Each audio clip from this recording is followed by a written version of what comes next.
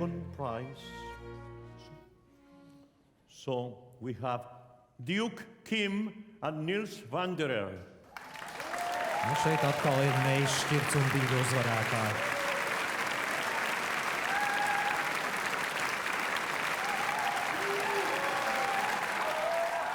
Das bedeutet mir, dass ich, der normalerweise außerhalb der Box immer ist und auch gerne Projekte außerhalb der Norm bestreitet, es geschafft habe, mir in dieser Welt der Oper meinen Platz zu ersingen und das ab jetzt machen zu dürfen, was ich auch machen möchte, als Sänger, als Künstler. Und ich bin so dankbar, dass die Menschen auch mich gesehen haben. Gar nicht mal nur stimmlich, sondern eben auch als Person. Und das ist etwas, wo für mich nicht selbstverständlich ist. Und ich bin da sehr dankbar und natürlich ist es so, es ist einer der wichtigsten Wettbewerbe der Welt.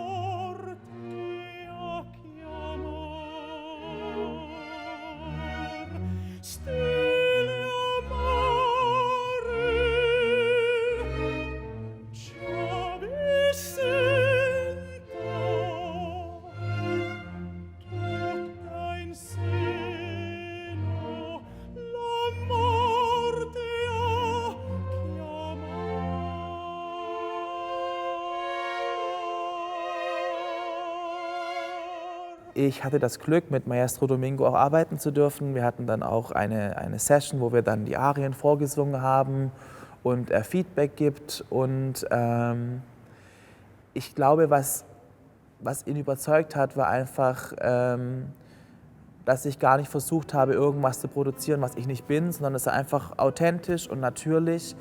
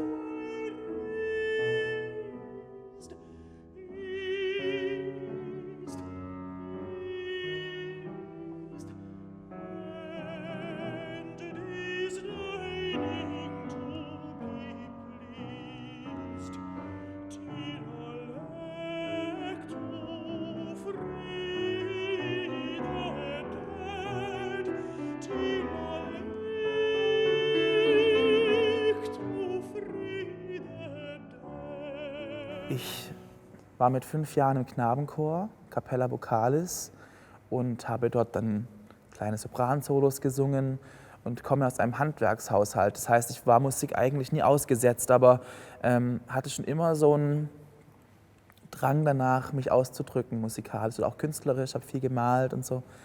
Und dann habe ich erst getanzt, auch professionell auf Leistungsebene und habe dann nach dem Knabenchor als Tenor angefangen zu studieren. In Weimar war das damals. Und ich wusste nicht, dass es einen Countertenor gibt. Ich kannte das gar nicht. Es war vor 10 Jahren noch nicht so populär wie heute. Es gab damals Andreas Scholl und Philipp Scharusky. Dann habe ich meinem Lehrer gesagt, du Siggi, pass auf, ich habe da noch so eine Stimme versteckt, die ich überhaupt nicht verstehe, aber die sich so natürlich anfühlt für mich. Und habe ihm dann Lascia Pianga aus Handels Rinaldo vorgesungen, eine ganz bekannte Barockarie. Und dann sagte er, okay, wir müssen alles ändern. Und 2 Wochen später habe ich dann das Altsolo im Bachs Weihnachtsoratorium gesungen. Und das war der Start meiner Karriere. Das war ja, so 10 Jahre, vor 10 Jahren.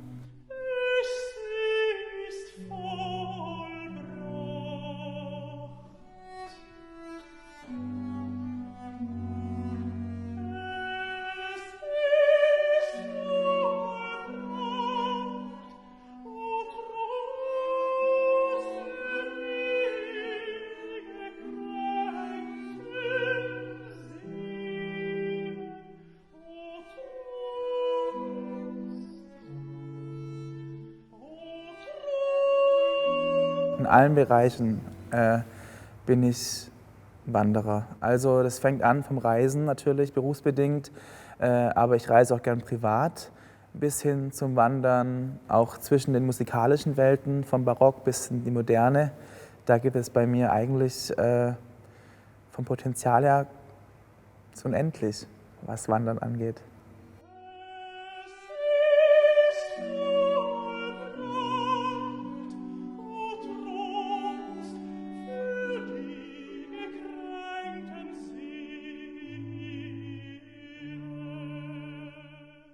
Ich glaube, es hilft sehr, wenn man neugierig ist. Ich bin sehr neugierig. Ich liebe es, neue Menschen kennenzulernen, neue Kulturen kennenzulernen.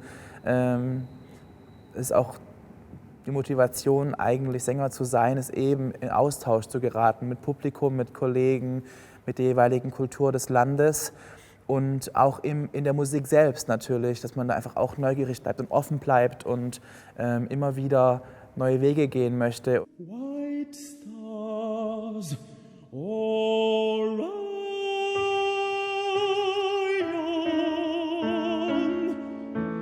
and in this white blank space, the moon.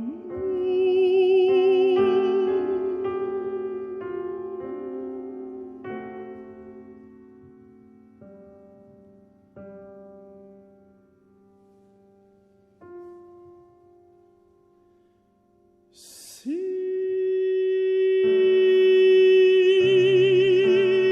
how I've lifted the roof like a jewel-box lid. Ich singe unglaublich gerne, auch in meiner tiefen Stimmlage. Das ist auch ein wichtiger Teil meines Ausdrucks und wie ich arbeite.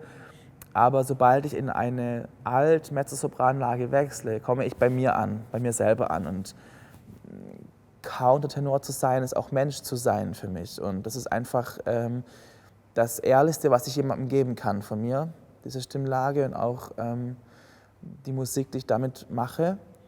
Und es war natürlich schon so, dass ich sehr schnell auch im deutschsprachigen Raum Engagements hatte und als Countertenor sehr schnell Anschluss fand in der Opernwelt, sehr früh schon mein Debüt haben durfte und arbeiten durfte. Und das ist etwas, was, glaube ich, auch dem Fakt geschuldet ist, dass ich eben mich so natürlich darin wohlfühle und die Stimme auch schon von Anfang an so natürlich produziert hat. I know a bank where the white thyme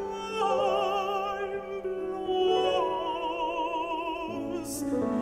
where ox lips enter them, nodding, violet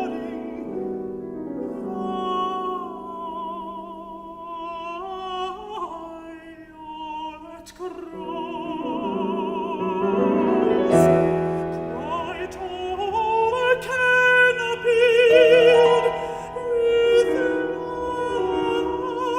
ashes woodbine,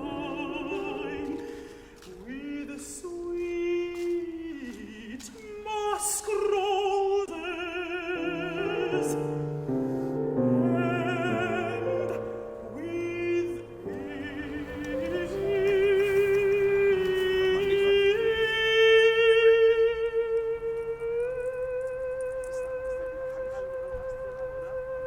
Es ist wie ein Paradies für mich.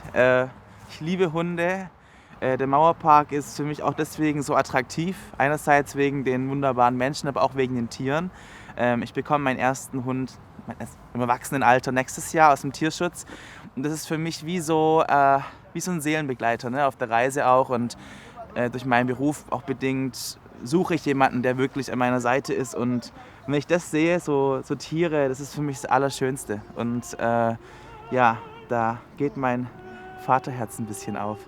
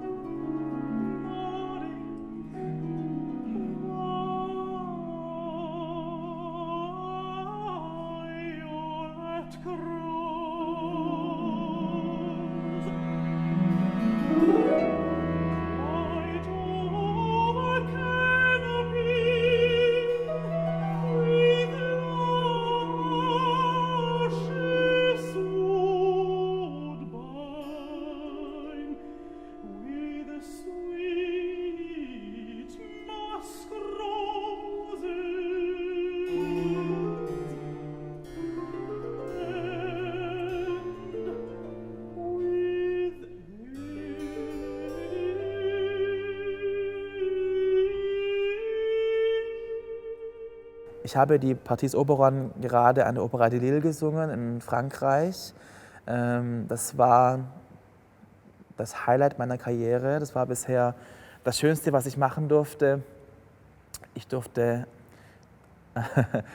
15 Meter durch das Opernhaus fliegen als Oberon und es war natürlich eine Überwindung, aber das Team, der Regisseur Laurent Pelly, die Musik, das Orchester, es war so eine Freude und so eine große Leidenschaft von allen im Team, das möglich zu machen, dass es am Ende wirklich ein Kunstwerk wurde, muss ich ganz ehrlich sagen, ein Gesamtkunstwerk, von der Bühne bis zu den Kostümen, bis zum Licht, bis zur Musik.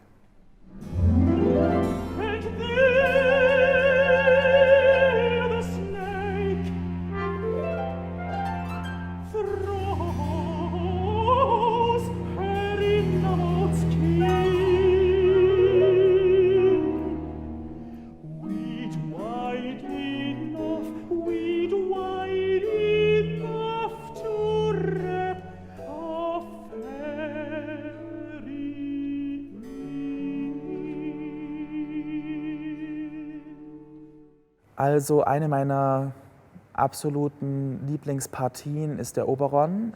Eine der wenigen Hauptrollen für Countertenöre in der modernen Welt, in der modernen Zeit. Die Rolle ist wie für mich geschrieben. Von der Stimmlage her ist es eine richtige Altrolle, eine tiefe Countertenorrolle, wo man mit der Bruststimme arbeiten kann. Wunderschöner Text von Shakespeare, ganz tolle melismatische Bögen, ganz schwebende Klänge. Und einfach ein Charakter, der sich so ein bisschen changiert zwischen Psychopath und König. Und das sind so die zwei Welten, die ich auch selber sehr gerne spiele. Und die Interaktion mit den anderen auf der Bühne, das ist immer sehr, sehr aufregend. Und das ist auch eine Partie, die ich immer wieder singen möchte.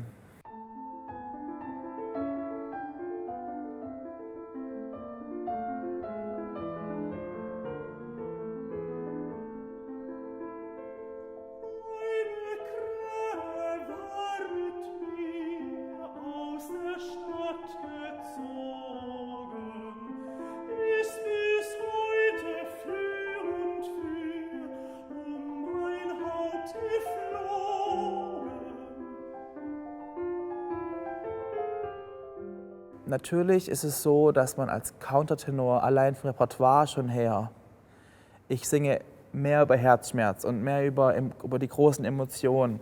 Es ist schon so, dass wenn jetzt ein Mann wie ich, der 1,90 groß ist, in seiner hohen Stimmlage anfängt zu singen, ganz am Anfang meiner Karriere, war das schon so, dass ich mich darauf einlassen musste, ich musste mit dem Publikum umgehen, mit der Reaktion des Publikums. Viele haben es noch nie gehört und natürlich ist dann erstmal, oh, was ist das? Wenn du einen Tenor hörst, man kennt einen Tenor, man kennt einen Bariton, man kennt einen Sopran, einen Alt. Das war schon was Neues Und für mich ist die Verletzlichkeit und diese Offenheit, diese Authentizität eigentlich das Allerwichtigste. Wunderliches Tier, willst mich nicht verlassen? Meinst wohl, bald als Beute hier meinen Leib zu fassen? Wir leben in einer Welt, die meiner Meinung nach schon große Fortschritte gemacht hat, aber als queerer Mensch, als schwuler Mann, der eben in diesem Stimmfach singt, es hat trotzdem Vorurteile. Und ich sehe meine Aufgabe gar nicht darin, diese Vorurteile zu bekämpfen oder irgendwie da was dagegen zu tun, sondern durch meine Arbeit und durch meine Berufung gebe ich einfach diesen Menschen die Chance, Teil davon zu werden und es zu verstehen. Und ich bin, wie gesagt, ich komme aus einer sehr ganz normalen Handwerksfamilie, die auch alle immer tolerant waren, die lieben mich natürlich. Und ich bin deswegen niemand, der andere Menschen verurteilt, aber der aufklären möchte.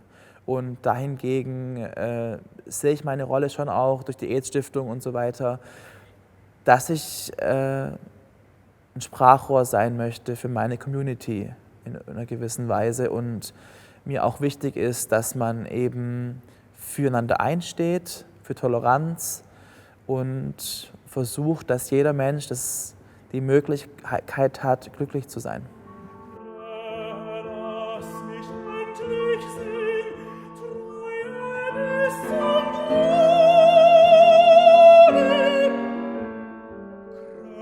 Krähe, lass mich endlich sehen, Treue bis zum Grabe.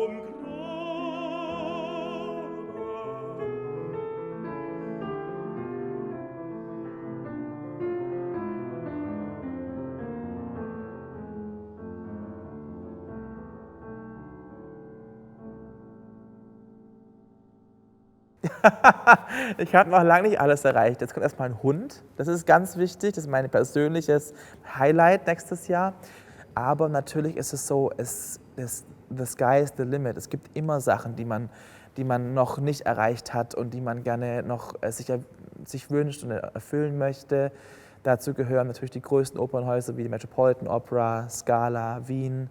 Dann eben auch das erste eigene Album, dass man eben auch dort sich nochmal kreativ mit sich selbst irgendwie auseinandersetzen darf.